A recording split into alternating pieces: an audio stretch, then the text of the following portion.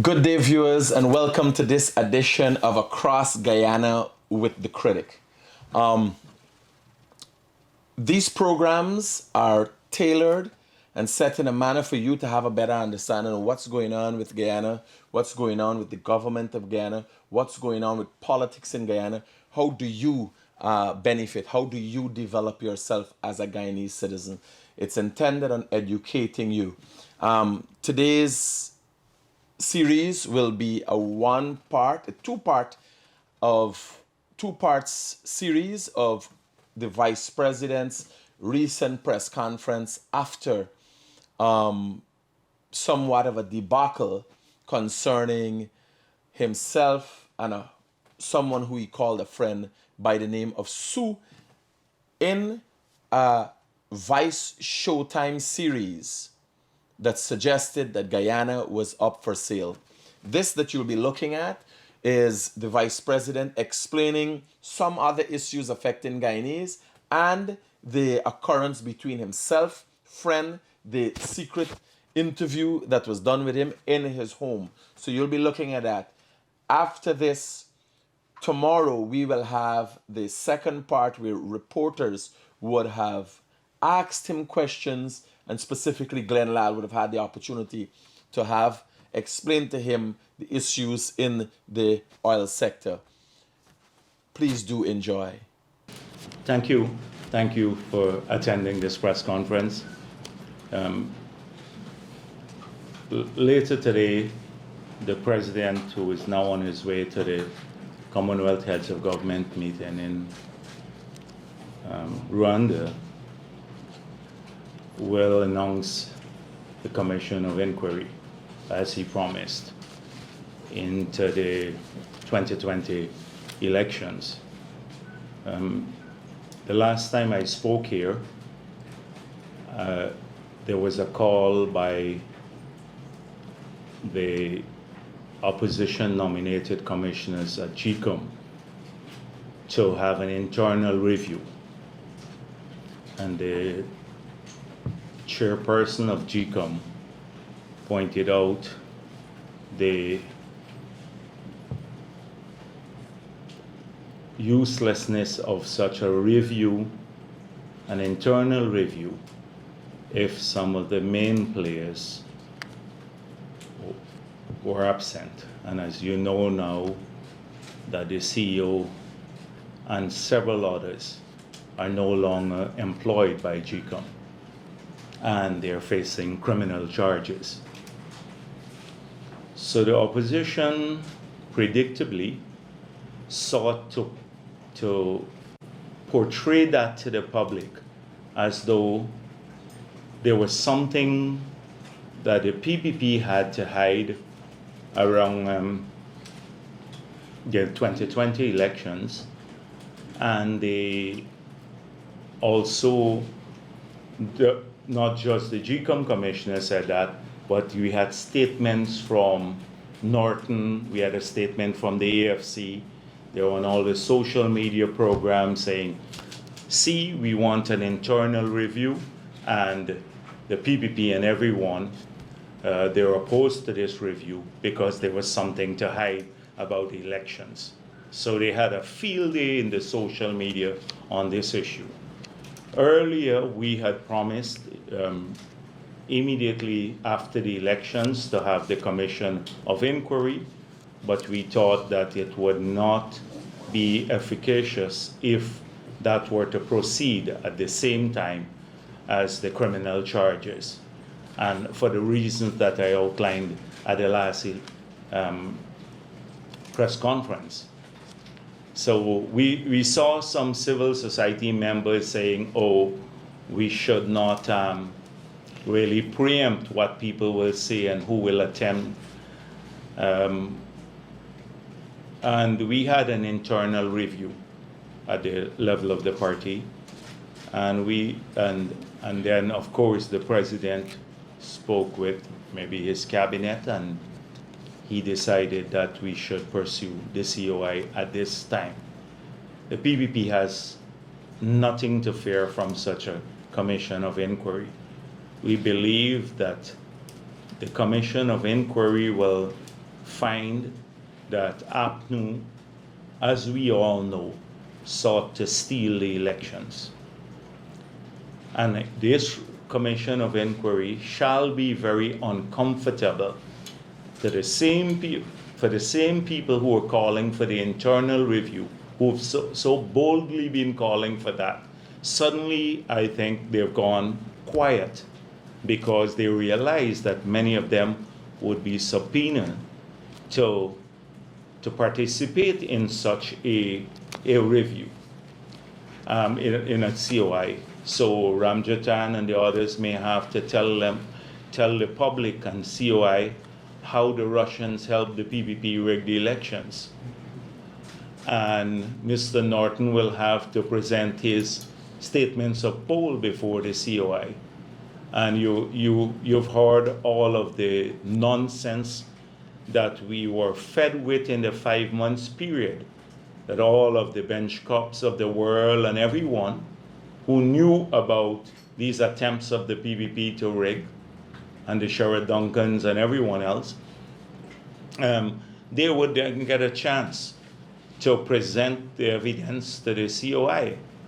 So we had nothing to fear, and many times this opposition, they misunderstand our desire to move forward as a country as somehow a weakness, and that we are consciously moving forward and ignoring a lot of things because we just want to remain positive and we want to move the country ahead and address the task at hand.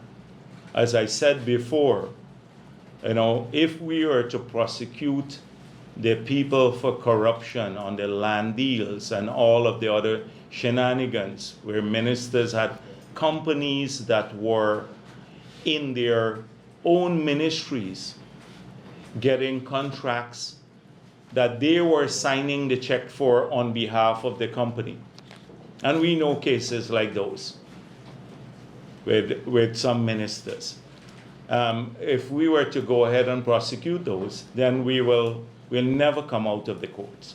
So now that they wanted a review, they have even more than a review, a COI, but have you noticed, strangely, they have gone quiet. The same vocal people who were talking about the internal review.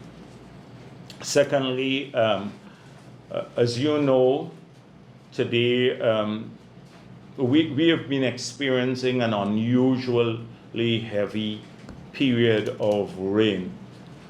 And we have had many coastal areas and hinterland areas that have been flooded, and we have made several interventions to alleviate the problems that people are faced with.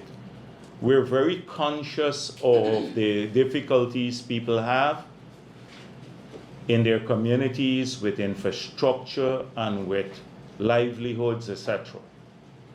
And just today, we have seen some really horrific images coming from the hinterland, where their rivers are all overflowing and flooding massive areas and communities in the hinterland.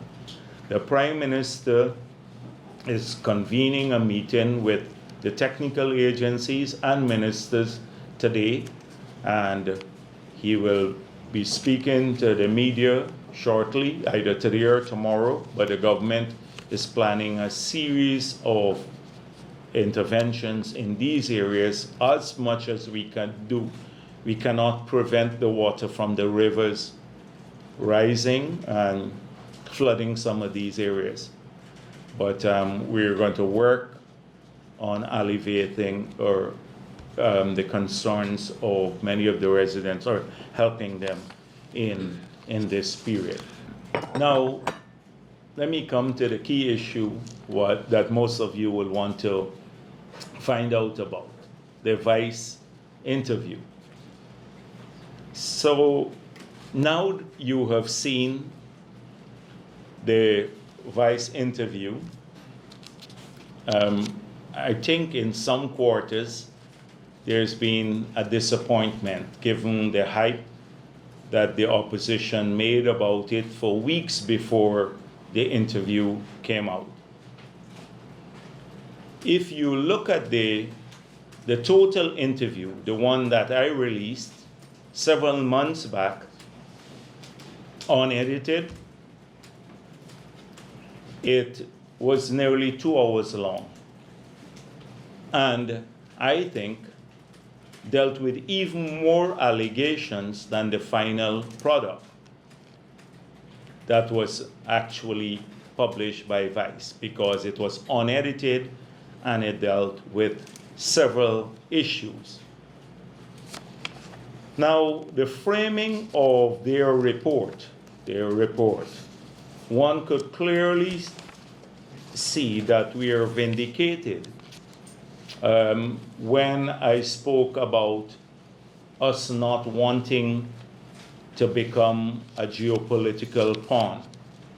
When I was pressed in their interview, that is the main 2 hours interview, about China and its role in Guyana and the Western Hemisphere, I made it clear that we are not going to participate in an anti-China hysteria, that we will look out for our country and what's best for our people, that we had extremely good relations and growing relations with the United States of America at the bilateral level, that the United States was our largest investor. Nevertheless, we will work with many others, including China. I made that clear. The reporter sought to get me embroiled in the geopolitical issues, and I made it clear we didn't, as a small country, we did not want to get involved in that.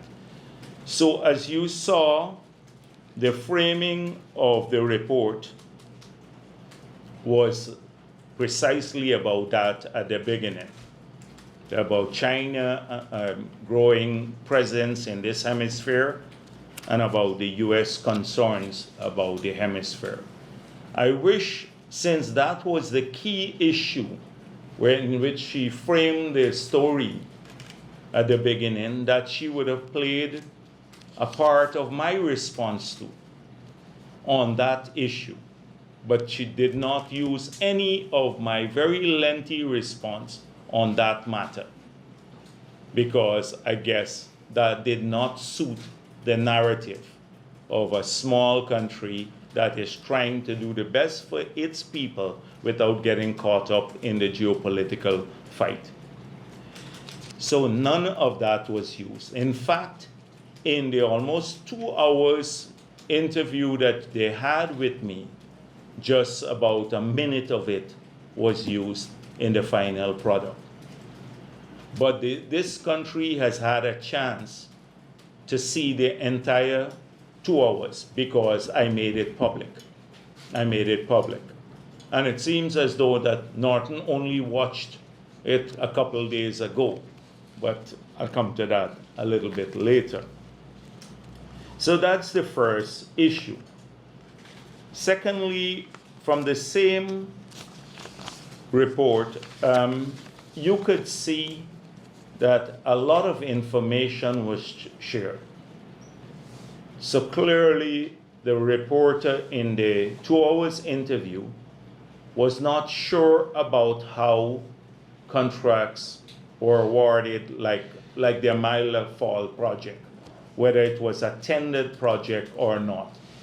I took a while to explain to her the history of Amila and where we were at that moment. She raised issues about, I spoke in that interview too about China had a tiny presence in the oil and gas sector. In fact, the only Chinese presence in the oil and gas sector at this time is CNOOC, which is part of the consortium of companies where they have a 25% stake. So it was my surprise when the report said that Sue had a stake in the oil and gas sector. But she knew clearly from that report that only Sinok, the interview, and must have found out here that no other Chinese company, local or foreign, had any stake in the oil and gas sector. If you look at when I spoke about the Integrity Commission, in the main interview, she said, the Integrity Commission, is that something that already exists? That's what she asked me. This is a reporter coming in from abroad who then asked me a question like that that should have been researched. And now she said, in this, they spent several weeks in Guyana. They were here for several weeks doing research on every issue under the sun and didn't even know that an integrity commission existed in Guyana. And I had to explain that it came into being in the year 2000, and we've been submitting our statements to the Integrity Commission since then, statements of income and asset, except for 3 years under APNU, when the Secretariat of the Integrity Commission, not the Commission alone, was disbanded. And they collected no statements in the 3 years under APNU. But from 2000 to 2022, that's the only gap that we have had. She did not know about this. She asked extensively about the Amerindian, our approach to indigenous people, and I spoke about that. So clearly, none of that mattered. None of it. And I would urge people to go back and look again at the document that I released. They had to come up with a narrative, and I don't blame Vice News. Vice News has reputational issues globally. As we know now, they Photoshop pictures onto genocide, a photo of genocide. They Photoshop that. But Vice News has to do a program that sells. They're into making money. And what sells globally?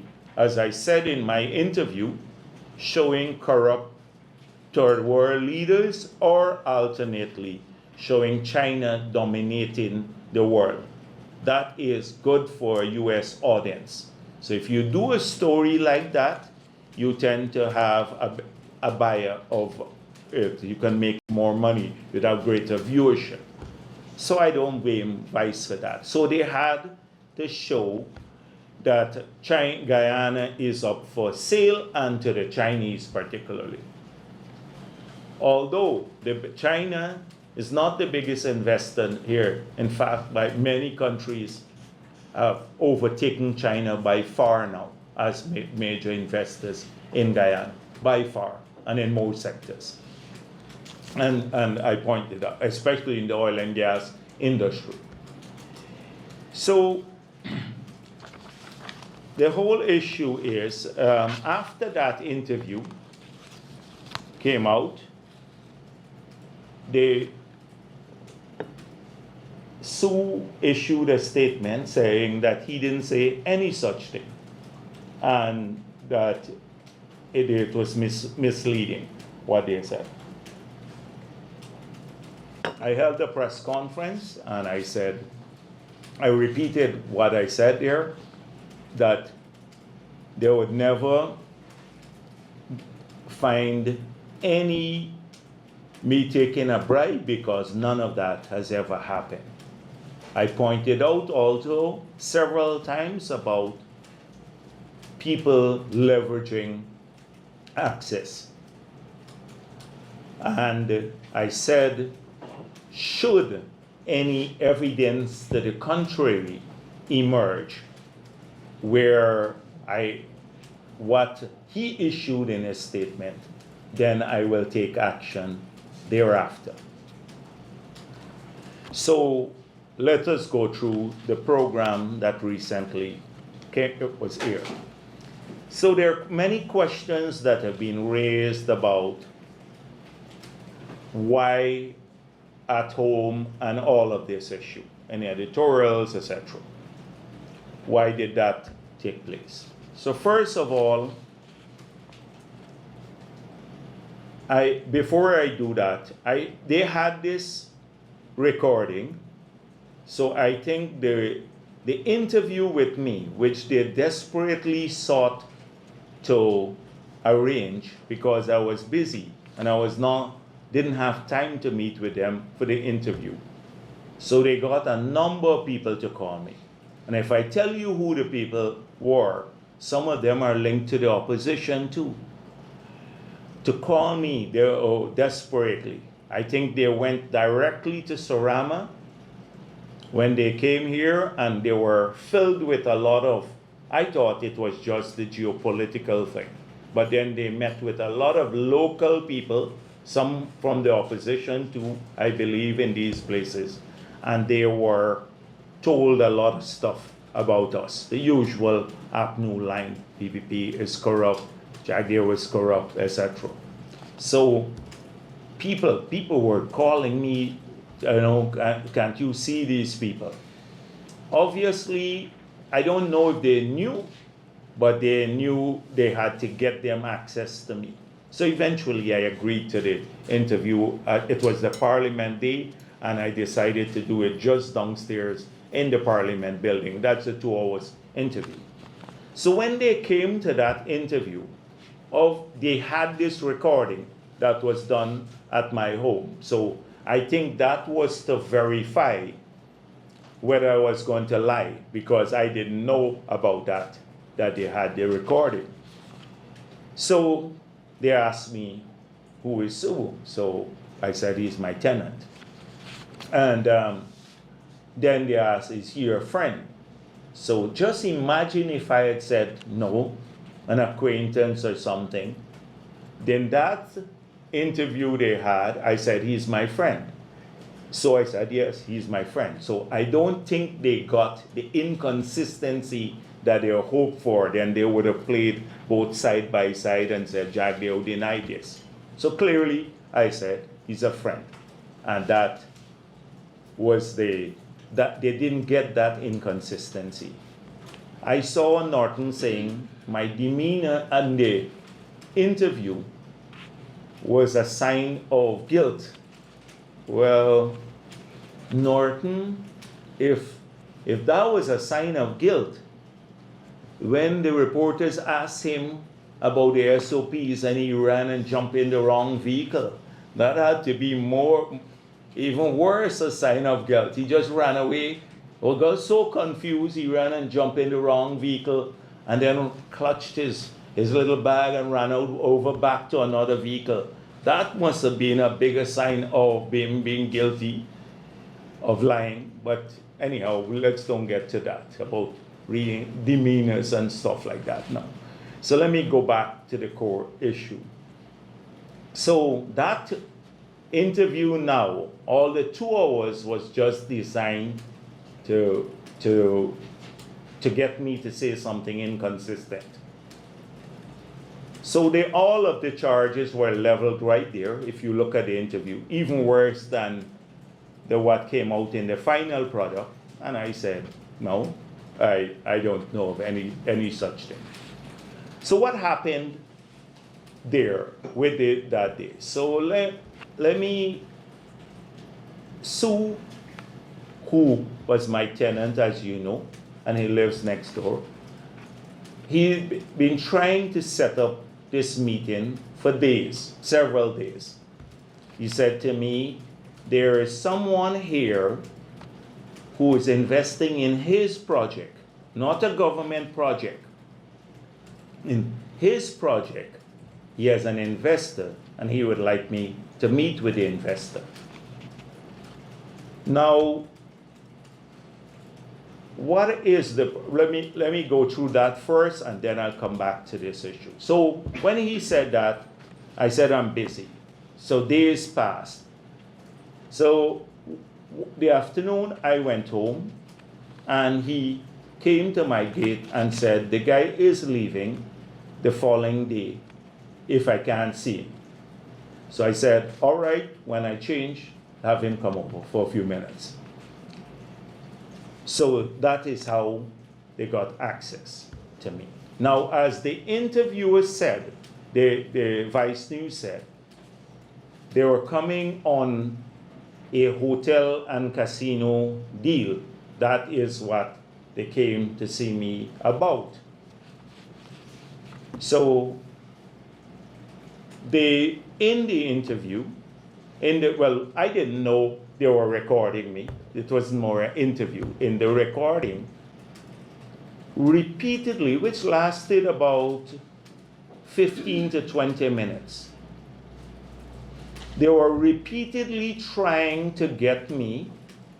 The guy was trying to get me to say I'm part of this, or whether I will be part of the hotel and casino deal. And I kept saying no, that's not it. I'm in government. I deal with government issues. I don't. That's Sue's business. He deal with that stuff.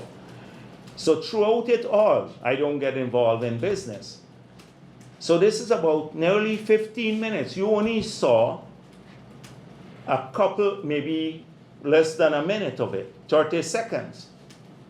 And I'm not sure that even the two bits of stuff that I said are contiguous, that they're part of the same conversation or throughout the 15 minutes that they were taken in that context, throughout the 15 minutes. So, but throughout it all, they could not get me to say, I want to be part of this arrangement. That is what the guy was pushing all along. Then suddenly, now I know, because I didn't know at that time what he was speaking to Sue about in Chinese. He was saying to him that he wanted to offer me a bribe. And Sue told him, I'm going based on their interpretation. No, you will not take it, I'll collect it. Now, if you Vice came into my house with the sole purpose of catching me engage in something illegal and taking a bribe, or the service fee that they call it. And you couldn't do that when, in that moment, my most unguarded moment, because I didn't know I was being recorded. The guy could have easily turned to me in English and say, I have some money for you, so will you take it? So that is the key issue here. As I said before, you're never going to find anything of that nature. Why would a man tell you when he comes out that he's clean, and then we'll give him more money when the oil and gas thing comes along? We'll give him big money, oil and gas or something like that. You had to know you were being scammed at that time by somebody who was leveraging contact. So they came to my house. They tried to orchestrate Sue to bring them to my house, pressure him to bring them to my house, and could not, even in my house when they're secretly recording me, get me to agree to be involved in a hotel and casino deal, nor offer me and show that I took a bribe. They've done this around the world with a lot of leaders who they actually have taken money and all of that. Couldn't find that. So that was the damn squib of it all. They had access into my home, secretly recorded me, and this is it. And this is about 15 minutes going on. It's not like 1 minute they were there for. They're sitting there chatting. I'm trying to get me to say this. Now, through the course of the conversation, they were trying to get me to also say that the casino license must be given to them exclusively. So let me go back now to how this project was done. So in November 2020, in October 2020, If you go to the newspapers, you will see that the Ministry of Tourism put out an ad for expressions of interest for people who are interested in building hotels. So that was closed on November 2nd, a public process. We received about 18 applications. There was a committee that was set up, the president chairing it, because we said we wanted to move that sector quickly. Myself, Minister Onage, the president, Peter Ramsroop, Plans and Survey, everybody, to move the process along. Of the 18 proposals we had, 12 or so received MOUs. And since then, Sue, who had nothing to do, this is on his land, put in an expression of interest through a public process and had an MOU, one of the 12 that got an MOU. Now, the MOU doesn't confer any special treatment to Sue or anyone else. They all are standard. You can get a 10 years tax holiday. You get the concessions on machinery and equipment and everything for the hotel, tax-free concession. And if you have a hotel that is above 150 rooms and 4-star service, you can then get a casino license. Anybody. And that's a standard regime for the country. He got one like that. This arrangement here was to try to get me to say he will get an exclusive thing, license to. And I said, no, the law is, I deal with government side of things. The law is that anybody, that is the law, 150 rooms, anyone who builds a hotel would get the same thing. So Sue did not get anything special there. And it was not a government project we were describing. It was his investor he wanted me to meet. And the investor, who is now the reporter, was trying to get me to say I can be part of this deal, which I said no. And then he's trying to get exclusivity from the government for the casino license. And I said no. I deal with government business, who deals with the other stuff. So this is the tenure of the conversation from my memory. So this was the process. I don't know, as I said before, what Sue has been telling people until now. Has this been access for us? I've had the same phone in 20-something years. The same phone number in 20-odd years. In the party, thousands of people have my number. Every day they send me, well, not every day, a lot of them send me WhatsApp messages. My number has not changed. That's it. I believe for a party and anyone to be effective, you have to give people access. We don't know, and there are lots of people who've been leveraging this access to their own benefit. In this case, I didn't deny this guy is my friend. I didn't deny he was my friend. And I did not,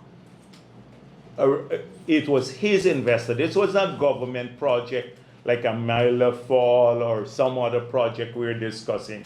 It was his investor that he wanted me to meet, his investor.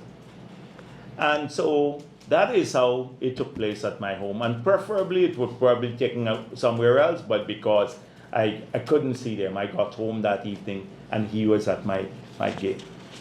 So I imagine that was the moment when this country saw me unguarded and with an international news agency trying to implicate me in a corruption scandal, when I didn't know that I was being taped and they saw what happened.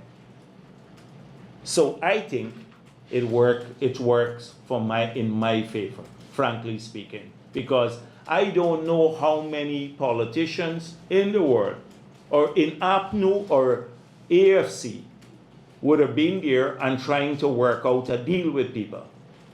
I don't know that, because even without people, they were soliciting bribes on the APNU, soliciting the ministers and the others, soliciting. They didn't have to get anybody to leverage. You know how many people, coming back to the point of access, lots of people call me, of all walks of life, call me to say, can you set up a meeting with someone? And I meet with them. I don't know what they're telling people.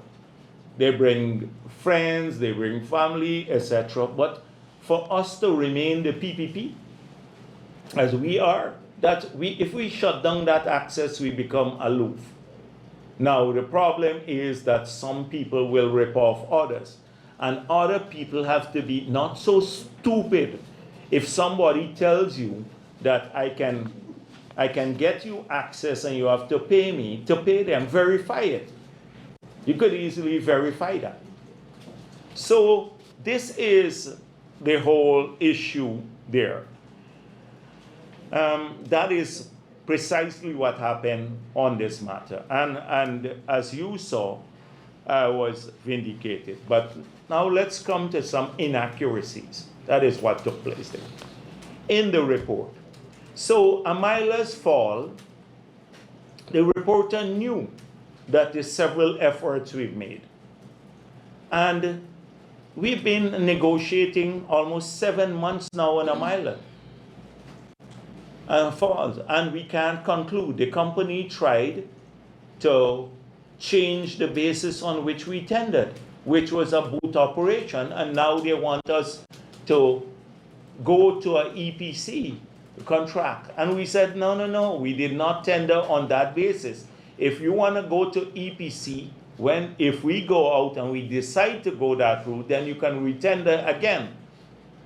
But not to now tender on the basis of a boot and then get awarded an EPC contract. So we made that clear. 2 months ago, they wrote us saying they can't finance it, and we made it clear to them. They can't go to get the financing for a boot. They may be able to get the financing for EPC finance contract. So that is clear. The reporter flew over and said, here is this fall, and the government has just awarded a contract to build this hydropower, and a massive bribe has been paid for that to happen. That is one. Two, said that in the Taiwan issue, we received a bribe and they were vindicated because months after the interview, they saw the 1.5 billion loan. And the loan was a bribe to reverse the decision on Taiwan. Now, first of all, I pointed out that 180 countries in the world subscribe to the One China policy, including the United States of America. She asked me, so we established diplomatic relations with China in 1970. And since then, this country has had a One China policy, not changed. When Taiwan came here recently and their Ministry of Foreign Affairs issued them with permission that would have undermined that. We didn't have a problem with Taiwan coming here on the investment side, but not to have a diplomatic presence. And when that happened, we immediately intervened to reverse it. They said, because we got 1.5 billion, that's why we reversed it. But that was our policy all along, including the policy of the United States of America. So where did this 1.5 billion come about? And they had to know about it. We don't have at this point in time a loan for 1.5 billion from China. In November of 2020, there was a letter written from finance to say we have a lot of projects and we think from China we'll be looking to try to get access to about 1.5 billion of financing. We looked to all the sources, Islamic Development Bank, the Caribbean Development Bank, the World Bank, the Inter-American Development Bank, bilateral sources everywhere, and we said, over this period, this is how much we have to raise money to get all of our plans implemented, and we would look forward to, from China, this access. So that was the letter written in November. In February 16th of 2021, this is the letter from Finance. This is long before Vice interview and all of that, speaking about the same thing and some of the projects that we were hoping to finance. So, for example, it still had here, for example, the schooner to Parika Highway. We now have taken that off because we're going to move to another source of financing. But we were looking to secure all the sources of financing that we had. So it's no secret that we wrote trying to secure access, but we have not concluded the loans. There is no loan, and it did not come about because of Taiwan. The issue in Taiwan, which she said in our program that we got a bribe to reverse the decision. The country got a bribe of 1.5 billion for these projects. It is now we are at a stage. The first loan we will go for now is the bridge. So then that's concluded, then we will have a loan. The first loan since we got into office from China will be for the bridge. And that has not even been concluded as at this point in time. No agreement has been signed, although the terms have been worked out as yet. So there is no 1.5 billion of loans. That's false. As I said before, no other Chinese company has any stake in the oil and gas industry, although she mentioned that. So there are lots of those things have surfaced that are totally inaccurate. Now, I should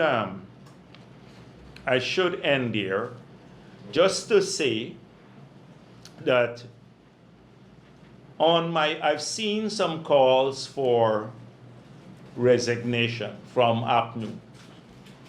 And of course they would be happy, APNU would be happy if I just pack up tomorrow and leave totally and we disappear here. They hope to, in fact, they were hyping this interview before it came out as this would be the end of Jack Dale and everything else. They were hoping. They're hyping it. I think they're not mildly, but majorly disappointed. So I made it clear that about my financials. These are allegations so far. If we had to investigate every person on the basis of what was clearly a ripoff of an investor from a man who says to them that he could probably get some money from them and you'd have to share it with government officials. That is what they're saying we must investigate. So access, you don't have to investigate access because the guy was my friend. And so I said he had the access, and I explained that, how he got the access there.